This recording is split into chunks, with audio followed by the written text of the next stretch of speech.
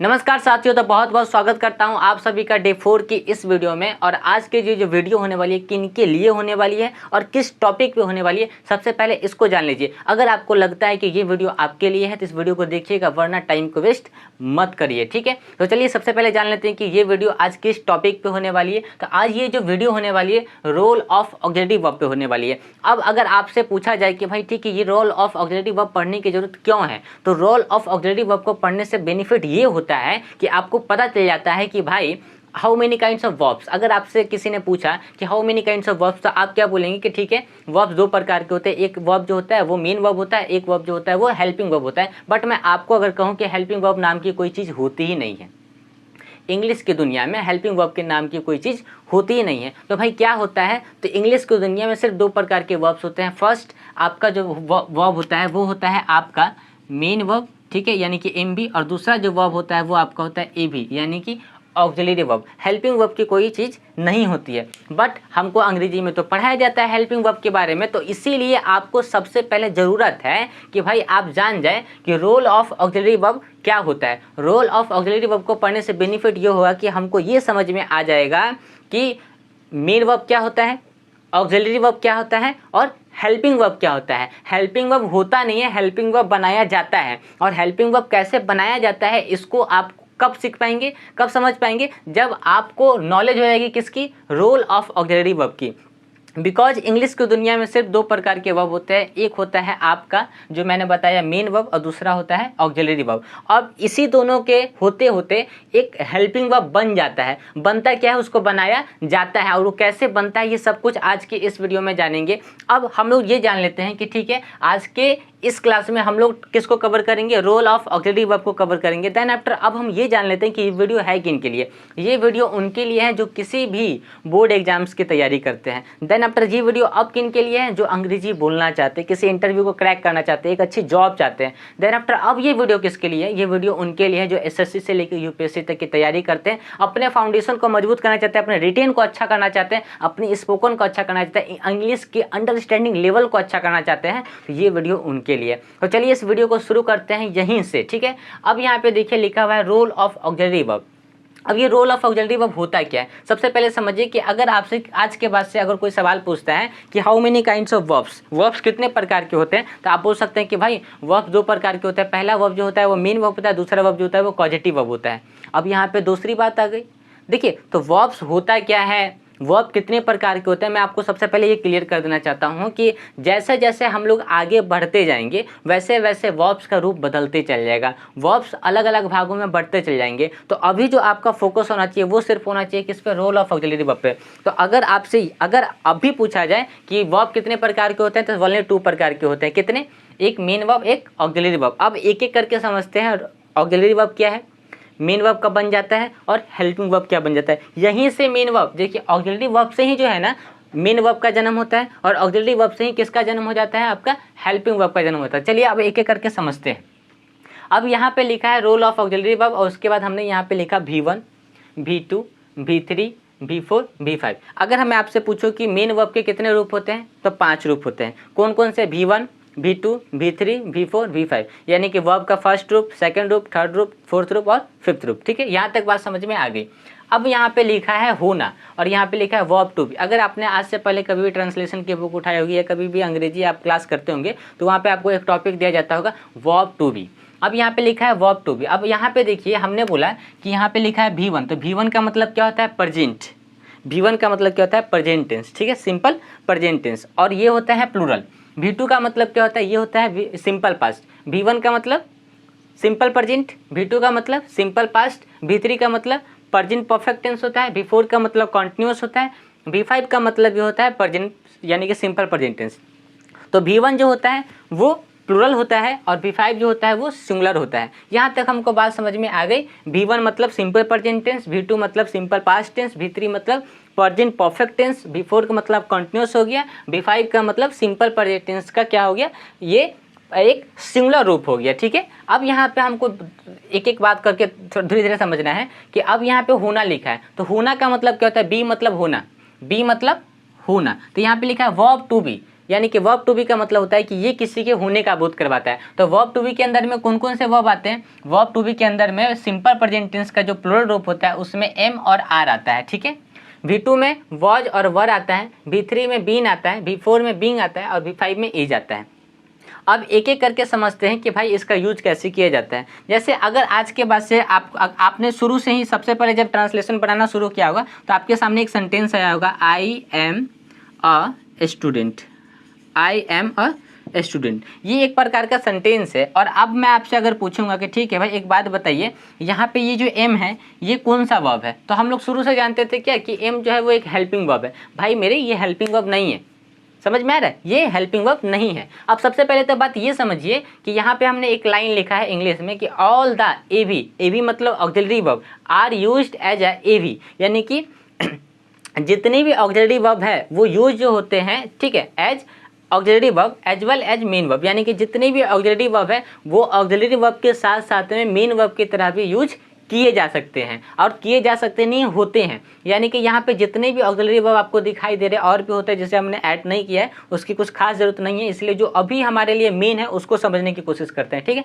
इसके बाद अगर कहिएगा अगर ये बात अच्छे से समझ में आएगी तो पार्ट 2 की वीडियो भी बना दी जाएगी, टेंशन लेने वाली बात नहीं है। अब समझिए ध्यान से कि हमने बोला कि यहाँ पे इस चार्ट के अंदर में जितने भी ऑक्सिलरी वर्ब है ये ऑक्सिलरी वर्ब की तरह यूज तो होते हैं बट उसके साथ में ये मेन वर्ब की तरह भी इस्तेमाल किए जाते हैं। यहाँ तक सबको क्लियर हो गया कि इस चार्ट में जितने भी ऑक्सिलरी वर्ब है ये सब ऑक्सिलरी वर्ब के साथ साथ में मेन वर्ब भी होते हैं और इनका मेन वर्ब की तरह इस्तेमाल भी किया जाता है। अब ये कैसे बात साबित होगा कि भाई ये ऑक्सिलरी वर्ब है और ऑक्सिलरी वर्ब के साथ साथ में ये मेन वर्ब की तरह भी इस्तेमाल किए जाते हैं? तो भाई सिंपल सी बात है, यहाँ पे चार्ट लिखा हुआ है तो यहाँ पे V1 V2 मतलब क्या है? तो ये V1 मतलब वर्ब का first form, second form, third form, fourth form, fifth form. तो जो वर्ब का फर्स्ट फॉर्म या फिफ्थ फॉर्म यानी कि वर्ब के 5 फॉर्म है, तो कौन से वर्ब के 5 फॉर्म है? मेन वर्ब के 5 फॉर्म है ना। और यहाँ पे क्या है, मेन वर्ब के 5 फॉर्म है तो मेन वर्ब में यहाँ पे ऑक्सिलरी वर्ब लिखा हुआ है तो ऑक्सिलरी वर्ब भी तो मेन वर्ब हो गया। तो अब यहाँ पे क्या है कि एम और आर लिखा हुआ है, तो आपको पता है कि यहाँ पे एम जो लिखा हुआ है या यहाँ पे आर लिखा हुआ है तो ये क्या है, ये सिंपल प्रेजेंट टेंस का V1 का रूप है, ठीक है। अब आज के बाद से समझिए, आपने शुरू से पढ़ा होगा कि भाई V1 की पहचान कैसी होती है, यानी कि सिंपल प्रेजेंट टेंस की पहचान कैसी होती है? ता ती ते से, ठीक है। अब उसके बाद हिंदी में और उसके बाद अंग्रेजी में आप क्या लगाते हैं उसमें? Subject plus V1 plus V5 plus other word, ठीक है। जैसे आप उसमें क्या बोलते हैं, आपने ये सीखा और उसके बाद आप उसमें डूडा लगा देते हैं किस समय? निगेटिव और इंट्रोगेटिव के समय। बट अब यहाँ पे ध्यान से समझिए, थोड़ा सा कन्फ्यूजन समझ में आएगा क्योंकि नई चीज़ को सीख रहे हैं, थोड़ा सा माइंड इधर उधर जाएगा, लेकिन अगर बारीकी से समझिएगा, मैं एक बात को 2-3 बार करके समझाने की कोशिश करूंगा और अच्छे से समझने की कोशिश करिएगा क्योंकि देखिए थोड़ा सा डाउट होगा, ठीक है, but I will try my level best. मैं अपनी पूरी कोशिश कर रहा हूँ कि मैं आपको आसान भाषा में समझाने की कोशिश करूँ, ठीक है। अब यहाँ पे 2 बातें हैं कि भाई अब यहाँ पे V1 लिखा है तो V1 का मतलब होगा सिंपल प्रेजेंट टेंस का प्लूरल रूप, ठीक है। V1 का मतलब क्या होता है? सिंपल प्रेजेंट टेंस का प्लूरल रूप, ठीक है। अब यहाँ पे M और R जो है वो क्या हो गया? ये प्लूरल हो गया, ठीक है। अब आप बात करेंगे कि यहाँ पे जैसे ये M लिखा हुआ है तो आई एम अ स्टूडेंट, तो अब यहाँ पे होता क्या है कि सबसे पहले हमको ये 2 बात समझ में आ गई कि जितने भी ऑक्सिलरी वर्ब होते हैं वो ऑक्सिलरी वर्ब के साथ साथ में मेन वर्ब भी होते हैं, ये बात क्लियर हो गई। और अब यहाँ पे दूसरी लाइन क्या लिखी है कि अगर ऑक्सिलरी वर्ब के बाद मेन वर्ब का प्रयोग किया जाए तो वह ऑक्सिलरी वर्ब हेल्पिंग वर्ब के नाम से जाना जाता है। लेकिन अब यहाँ पे दूसरा सवाल भी आता है कि अगर ऑक्सिलरी वर्ब के बाद मेन वर्ब का प्रयोग ना किया जाए तो क्या होगा, ठीक है। एक लाइन तो यहाँ पे हम लोगों ने पढ़ लिया कि अगर ऑक्सिलरी वर्ब के बाद मेन वर्ब का प्रयोग किया जाए तो वही ऑक्सिलरी वर्ब हेल्पिंग वर्ब के नाम से जाना जाता है, ठीक है। यहाँ तक बात समझ में आ गई। लेकिन अब हम बोलेंगे कि ठीक है भाई एक काम करिए कि अगर ऑक्सिलरी वर्ब के बाद मेन वर्ब ना आए, ठीक है। जैसे अब यहाँ पे एक लाइन लिखा है आई एम अ स्टूडेंट, इसका स्ट्रक्चर निकालेंगे तो क्या होगा? सबसे पहले सब्जेक्ट, फिर उसके बाद हो गया ऑक्सिलरी वर्ब, फिर उसके बाद हो गया यहाँ पे क्या हो जाएगा आपका मेन वर्ब ना होकर यहाँ पे क्या हो गया? नाउन, ठीक है। तो अब यहाँ पे जो नाउन हो गया, तो अब ध्यान से समझिए कि अगर किसी सेंटेंस में सबसे पहले तो सब्जेक्ट आएगा और सब्जेक्ट के बाद क्या आएगा? ऑक्सिलरी वर्ब, और अगर ऑक्सिलरी वर्ब के बाद अगर कोई नाउन आता है, अगर कोई प्रोनाउन आता है या कोई एडजेक्टिव आता है तो यही ऑक्सिलरी वर्ब आपका क्या बन जाएगा? मेन वर्ब बन जाएगा। ध्यान से बात को समझिए कि अगर किसी भी सेंटेंस में सबसे पहले तो सब्जेक्ट आएगा, सब्जेक्ट के बाद ऑक्सिलरी वर्ब आएगा, ऑक्सिलरी वर्ब ही आता है, हेल्पिंग वर्ब नहीं आता है। हेल्पिंग वर्ब नाम की कोई चीज़ होती ही नहीं है, वो अभी जस्ट क्लियर हो जाएगा, ठीक है, अभी ही क्लियर करेंगे, टेंशन लेने वाली बात नहीं है। तो अगर किसी सेंटेंस में सबसे पहले सब्जेक्ट आएगा, देन आफ्टर एक ऑक्सिलरी वर्ब आएगा, और अगर ऑक्सिलरी वर्ब के बाद क्या आता है? नाउन आता है या प्रोनाउन आता है या एडजेक्टिव आता है तो वही ऑक्सिलरी वर्ब क्या बन जाएगा, मेन वर्ब बन जाएगा। जैसे अब यहाँ पे लिखा है आई, मतलब ये आपका आई क्या हो गया, ये सब्जेक्ट हो गया। एम आपका क्या है, ये आपका हो गया ए भी, यानी कि ऑक्सिलरी वर्ब हो गया। और यहाँ पे देखिए एम के बाद क्या है, आ स्टूडेंट लिखा हुआ है। तो ये जो स्टूडेंट है अब ये क्या है, ये एक नाउन है। स्टूडेंट क्या हो गया, नाउन। तो अब ये जो ऑक्सिलरी वर्ब था ये क्या बन गया आपका, मेन वर्ब बन गया। तो अगर अब हमको ये बात समझ में आपको आ रही होगी कि आई एम अ स्टूडेंट में जो एम होता है वो एक मेन वर्ब है। वो क्या है, एक मेन वर्ब। देखिए V1 का मेन वर्ब है कि नहीं, एम। यानी कि सिंपल प्रेजेंट टेंस में V1 में एम आता है तो एम जो हो गया वो क्या हो गया, V1 हो गया, यानी कि वर्ब का फर्स्ट रूप हो गया। समझ में आ रहा है। तो अब यहाँ पे आपने एक और सेंटेंस लिखा, चलिए इसको थोड़ा सा मिटाते हैं और अच्छे से समझते हैं, ठीक है। एक काम करते हैं, 1 मिनट, इसको थोड़ा सा एग्जाम्पल को भी हटाने दीजिए तो हमारे पास जगह रहेगा, तो हम इसको फिर दोबारा लिख लेंगे जब इस पे जाएंगे तब, ठीक है। अब जैसे यहाँ पे हम 2-4 सेंटेंस लिखते हैं। सबसे पहले हमने बोला यहाँ पे वी, ठीक है, we are farmers, we are farmers, ठीक है। अब यहाँ पे देखिए जो वी है ये क्या है, आपका सब्जेक्ट है। अब ये जो आर है ये क्या है, आपका ऑक्सिलरी वर्ब है। और यहाँ पे फार्मर्स है, ये क्या है, आपका एक नाउन है, ठीक है। अब यहाँ पे स्ट्रक्चर क्या लिखा हुआ था कि सबसे पहले सब्जेक्ट आएगा, सब्जेक्ट के बाद ऑक्सिलरी वर्ब आएगा प्लस नाउन या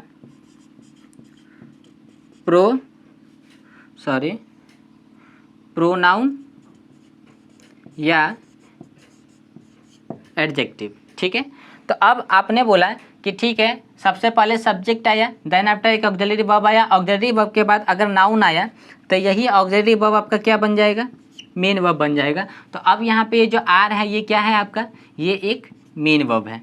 तो आपको अब तो बात समझ में आ गई कि भाई ऑक्सिलरी वर्ब मेन वर्ब के, यानी ऑक्सिलरी वर्ब जो होता है ऑक्सिलरी वर्ब के साथ साथ में मेन वर्ब की तरह भी काम करता है, ठीक है। यहाँ तक आपको बात समझ में आ गई। अब आपने बोला कि आई एम अ स्टूडेंट, तो एम जो था वो क्या है, वो एक मेन वर्ब है। कौन सा मेन वर्ब है, V1 का फर्स्ट फॉर्म है, V1 का फर्स्ट फॉर्म है, ठीक है।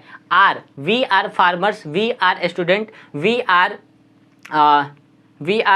क्या बोल सकते हैं आप, ठीक है, वी आर बॉयज़, हम लोग लड़के हैं, ठीक है, we are students, we are teachers, we are doctors, जो भी आप बोल सकते हैं, ठीक है, दे आर डॉक्टर्स, ठीक है। ये सब क्या है, ये सब आपका एक मेन वर्ब है। और मेन वर्ब का कौन सा रूप है, फर्स्ट रूप है। अब यहीं पे एक छोटा सा और सेंटेंस लिखते हैं। हमने यहाँ पे बोला एक sentence, he is a doctor, he is a doctor. अब यहाँ पे ही इज अ डॉक्टर लिखा हुआ है तो यहाँ पे ही जो है ये आपका सब्जेक्ट हो गया। और यहाँ पे देखिए V1, V2, V3, V4 और V5। तो V5 में अगर आप ध्यान दीजिएगा तो यहाँ पे इज लिखा है, is am are, is am are. तो एम आर जो है वो V1 का फर्स्ट फॉर्म है क्योंकि ये प्लूरल सब्जेक्ट के साथ में इस्तेमाल किया जाता है। और यहाँ पे इज जो है ये थर्ड पर्सन के सिंगुलर सब्जेक्ट के साथ में इस्तेमाल किया जाता है, ठीक है, समझ में आ रहा है। V1 जो होता है वो फर्स्ट पर्सन और सेकंड पर्सन के प्लूरल सब्जेक्ट के साथ में इस्तेमाल किया जाता है, और जो V5 होता है वो थर्ड पर्सन के सिंगुलर सब्जेक्ट के साथ में इस्तेमाल किया जाता है। तो ये जो इज है तो ये आपके ये ही के साथ में इस्तेमाल किया था, ही, सी, इट, राम, श्याम, गीता, ये सब क्या, ये सब सिंगुलर पर्सन के थर्ड पर्सन, ठीक है, यानी कि थर्ड पर्सन के सिंगुलर सब्जेक्ट कहलाते हैं। तो यहाँ पे ही हो गया। अब यहाँ पे ही है तो यहाँ पे जो इसके साथ में ऑक्सिलरी वर्ब आएगा वो कौन सा आएगा, वो V5 आएगा। यानी कि V5 में यहाँ पे क्या लिखा है, इज लिखा है। तो ये इज जो है ये आपका क्या हो गया, ये आपका एक ऑक्सिलरी वर्ब है। और यहाँ पे ये जो डॉक्टर है ये क्या है, आपका एक नाउन है, ठीक है, ये एक नाउन है। तो अब ये ऑक्सिलरी वर्ब आपका क्या बन गया, ये बन गया आपका मेन वर्ब। तो यहाँ पे ये जो इज है ये एक मेन वर्ब है। और कौन सा फॉर्म है, ये एक पांचवा फॉर्म है। कौन सा किसका पांचवा फॉर्म है, तो ये एक वर्ब का पांचवा फॉर्म है। तो देखिए इस तरीके से आदमी बात को समझता है। आपने बोला यहीं पे, आपने बोला वी आर फार्मर्स, ठीक है, हम लोग किसान हैं। तो अब यहाँ पे इसको हम एक काम करते हैं, हमने बोला वी के साथ में क्या लगेगा, पास्ट टेंस में वॉज लगेगा या वर लगेगा, तो जवाब आएगा वर लगेगा, ठीक है, वर। तो we were farmers, we were farmers, ठीक है, वी वर फार्मर्स हो गया। तो वी आपका सब्जेक्ट है, वर आपका ऑक्सिलरी वर्ब है कि नहीं है। देखिए V2 में यहाँ पे पास्ट टेंस में है कि नहीं, सिंपल पास्ट टेंस में वर है कि नहीं है, V2 में है। तो अब यहाँ पे ध्यान से समझिए, ठीक है। अब यहाँ पे ये जो वर है ये आपका ऑक्सिलरी वर्ब है। और यहाँ पे फार्मर्स क्या है, ये आपका एक नाउन है, एक नाउन है, तो ये अब आपका ऑक्सिलरी वर्ब क्या बन गया, ये आपका बन गया एक मेन वर्ब। ठीक है, आप इस तरीके से बात को समझ सकते हैं। देखिए एकदम छोटी छोटी बातों को आदमी को समझना चाहिए। ठीक है, इस तरीके से आपको यहाँ तक बात समझ में आ गया होगा। तो यहाँ पे लिखा है कि वर्ब टू बी का मतलब होना, तो अब यहाँ पे बी मतलब होना। तो आपसे अगर कोई पूछता है कि भाई वर्ब्स किसे कहते हैं, तो वर्ब्स जो होता है ना वो दो प्रकार का होता है, एक डूइंग वर्ब होता है, एक बीइंग वर्ब होता है। तो बीइंग का मतलब होता है होने वाला वर्ब और डूइंग का मतलब होता है करने वाला वर्ब। तो अभी जो हम लोग पढ़ रहे हैं वर्ब टू बी पढ़ रहे हैं, यानी कि होने का बोध करवाता है। तो वी आर फार्मर्स, तो फार्मर्स होने का बोध किसने करवाया, आर ने करवाया। आर एक क्या है, बीइंग वर्ब है। बीइंग मतलब एक मेन वर्ब है। मेन वर्ब का कौन सा रूप है, ये एक फर्स्ट रूप है, यानी कि V1 है। ठीक है, आपने बोला वी आर फार्मर्स, हम लोग किसान थे। तो अब यहाँ पे जो हम लोग किसान थे, तो किसान होने का बोध किसने करवाया, वर ने करवाया। तो वर का मतलब क्या हुआ, ये एक बीइंग वर्ब है। बीइंग वर्ब में ये कौन सा वर्ब है, ये एक वर्ब का सेकंड फॉर्म है, यानी कि सिंपल पास्ट टेंस का फॉर्म है। ठीक है, सिंपल पास्ट टेंस का, यानी सिंपल पास्ट टेंस मतलब V2, सिंपल प्रेजेंट टेंस मतलब V1, प्रेजेंट परफेक्ट टेंस मतलब V3, कॉन्टिन्यूअस टेंस मतलब V4, और सिंपल प्रेजेंट टेंस का सिंगुलर रूप जो होता है वो होता है V5, और प्लूरल रूप जो होता है वो V1 होता है। ठीक है, यहाँ तक आपको बात समझ में आएगी। आपने बोला ही इज अ डॉक्टर, वह एक डॉक्टर, तो डॉक्टर होने का बोध किसने करवाया, इज ने करवाया। और इज इसीलिए क्या है, एक बीइंग वर्ब है, और बीइंग वर्ब में क्या है, एक मेन वर्ब है। मेन वर्ब समझ में आ रहा है, क्यों, क्योंकि ये किसी के होने का बोध करवा रहा है। तो जरूरी नहीं है कि यहाँ पे इज जो आ गया वो हेल्पिंग, हम लोग को सीधे पढ़ा जाते कि भाई is, am, are, was, were, been, being, ये सब क्या है, ये सब एक हेल्पिंग वर्ब है। अरे यार ये हेल्पिंग वर्ब नहीं है। अब ये हेल्पिंग वर्ब कैसे बनेगा, अब मैं आपको बताता हूँ। सबको पहली बात तो ये समझ में आ गई ना कि अगर सेंटेंस में सबसे पहले सब्जेक्ट आना चाहिए, सब्जेक्ट के बाद क्या आएगा, ऑक्सिलरी वर्ब ही आएगा। सब्जेक्ट के बाद क्या आएगा, डायरेक्ट ऑक्सिलरी वर्ब ही आएगा। और ऑक्सिलरी वर्ब के बाद अगर कोई नाउन आता है, कोई प्रोनाउन आता है या एडजेक्टिव आता है, तो वही ऑक्सिलरी वर्ब मेन वर्ब बन जाता है। यहाँ तक सबको बात समझ में आ गई। अब चलिए थोड़ा सा इसको मिटाते हैं। अब समझते हैं कि यही ऑक्सिलरी वर्ब मेन वर्ब ना बन, यानी कि अब इसी ऑक्सिलरी वर्ब के बाद अगर मान लेते हैं इस वाले को हम रहने देंगे। ठीक है, यहाँ पे सिर्फ एग्जाम्पल को मिटाते हैं और समझते हैं। ठीक है, अब ध्यान से समझिए कि अगर मान लेते हैं कि अब यहाँ पर हम स्ट्रक्चर लिखते हैं, सबसे पहले एक सब्जेक्ट आएगा, फिर एक ऑक्सिलरी वर्ब आएगा, प्लस इसके बाद अब हमने यहाँ पे बोला कि ऑक्सिलरी वर्ब के बाद यहाँ पे क्या है, नाउन आया है। लेकिन अब यहाँ पे ऑक्सिलरी वर्ब के बाद नहीं, नाउन ना आके क्या आएगा, डायरेक्ट मेन वर्ब आएगा। अब यहाँ पे समझिए मेन वर्ब प्लस अब यहाँ पे क्या आएगा, अदर वर्ड। अब यहाँ पे बात समझने वाली कि अगर किसी सेंटेंस में सबसे पहले क्या आया, सब्जेक्ट आया, फिर उसके बाद अगर एक ऑक्सिलरी वर्ब आएगा, ऑक्सिलरी वर्ब तो आएगा ही आएगा, सॉरी, सबसे पहले एक सब्जेक्ट आएगा, देन आफ्टर एक ऑक्सिलरी वर्ब आएगा। और अगर ऑक्सिलरी वर्ब के बाद डायरेक्ट आपका क्या आता है, मेन वर्ब आता है, तो कभी भी ऑक्सिलरी वर्ब, तो भाई ऑक्सिलरी वर्ब देखिए यहाँ पे लिखा हुआ गया, ध्यान से समझिए कि all the auxiliary verbs are used as a AV, यानी कि auxiliary verb as well as main verb, यानी कि जितने भी चार्ट में दिए गए ऑक्सिलरी वर्ब है वो ऑक्सिलरी वर्ब के साथ साथ में मेन वर्ब की तरह भी इस्तेमाल किए जाते हैं। यानी कि यहाँ पे जितने भी वर्ब्स है ये ऑक्सिलरी वर्ब तो है और ऑक्सिलरी वर्ब के साथ साथ में मेन वर्ब है। तो ये भी आपका मेन वर्ब है और तो ये भी मेन वर्ब है। अब दोनों मेन वर्ब हो ना गए, क्योंकि ये भी ऑक्सिलरी वर्ब भी क्या कहलाता है, मेन वर्ब ही कहलाता है, और ये तो मेन वर्ब है ही। तो एक सेंटेंस में क्या एक बार में दो मेन वर्ब आ सकते हैं, तो जवाब आएगा नहीं। तो अब इसका मतलब क्या है कि एक साथ में दो मेन वर्ब कभी भी नहीं रह सकते हैं। तो अब क्या करना पड़ेगा, ये तो ऑलरेडी मेन वर्ब है और ये बनता है मेन वर्ब। ये मेन वर्ब है नहीं, ये बनता है। कब बनता है, जब ये नहीं रहता है तब बनता है। तो अब अगर सेंटेंस में ये मेन वर्ब आ ही गया तो इसका कोई काम नहीं है। लेकिन मेन वर्ब कभी भी अकेले नहीं आता है, सबसे पहली बात ये है। अब ध्यान से समझिए कि मेन वर्ब कभी भी सेंटेंस में अकेले नहीं आएगा।